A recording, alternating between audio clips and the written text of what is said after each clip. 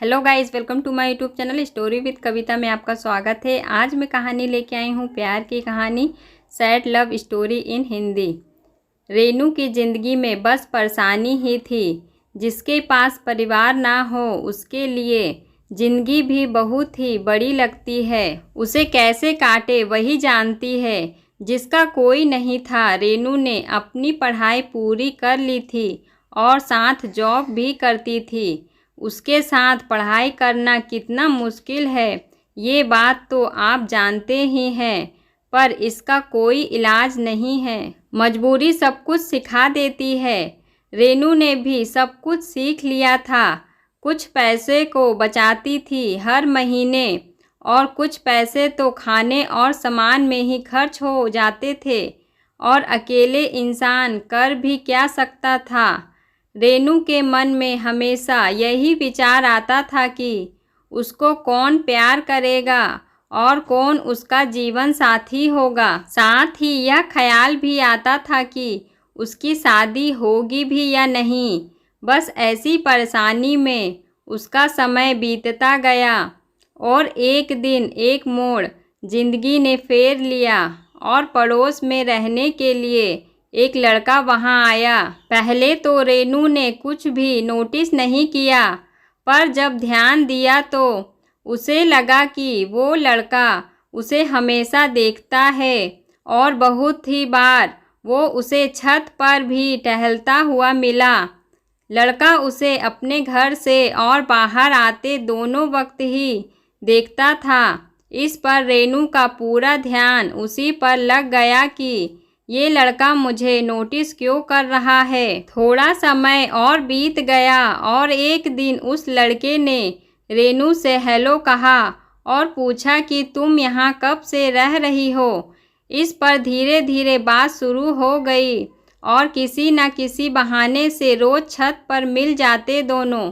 और जब बातें शुरू हुई तो उसने कुछ दिन बाद उसका नंबर मांगा और फिर रात को रोजाना बातें शुरू हो गई। उस लड़के की हेल्प भी मिलने लगी और उस लड़के ने पढ़ाई में भी मदद करनी शुरू की और रेनू को वो लड़का पसंद आने लगा था, बिकॉज उस लड़के में ऐसी कोई भी बुरी आदत नहीं थी जिससे वो उससे नफरत करे। और भी इतने सालों में कोई तो था जिसने उसके पास बैठकर कुछ देर बातें की और उसके दर्द को भी समझा। रेनू का अकेलापन भी अब दूर हो गया था। इस तरह दिन बीतते गए और 5 महीने ऐसे ही गुजर गए और हम दोनों कभी कहीं घूमने जाते हैं और साथ ही बहुत कुछ वक्त बिताते। पर ऐसे में हम दोनों भूल गए थे कि हम ये सब क्या कर रहे हैं, क्या ये सब करना सही है। अब जो सपने रेनू ने देखे थे शायद वो पूरे होने जा रहे हैं। तो रेनू ने कहा कि मुझे तुमसे शादी करनी है। इस बात को सुनकर लड़के ने कहा कि मैंने अभी इस बारे में सोचा नहीं है। इस पर रेनू ने कहा कि ये सब घूमना, साथ बात करना और लव करना, ये सब मजाक है क्या?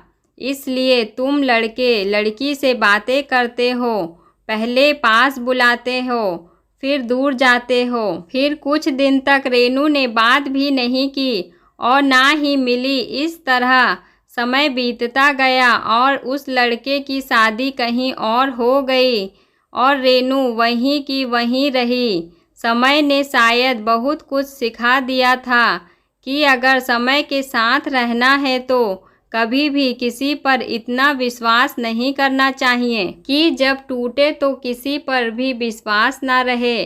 अगर आपको सही फैसले लेने भी हैं तो आप सभी को उनके नतीजों से वाकिफ होना चाहिए। हमेशा अपनी ज़िंदगी में केयरफुल रहें और कभी भी गलत निर्णयों को ना लें।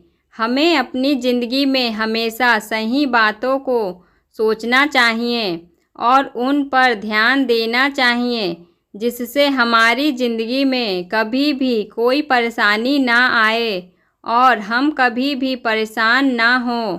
अगर आपको यह कहानी पसंद आई है तो शेयर ज़रूर करें और मेरे चैनल को ज़रूर सब्सक्राइब करें। धन्यवाद।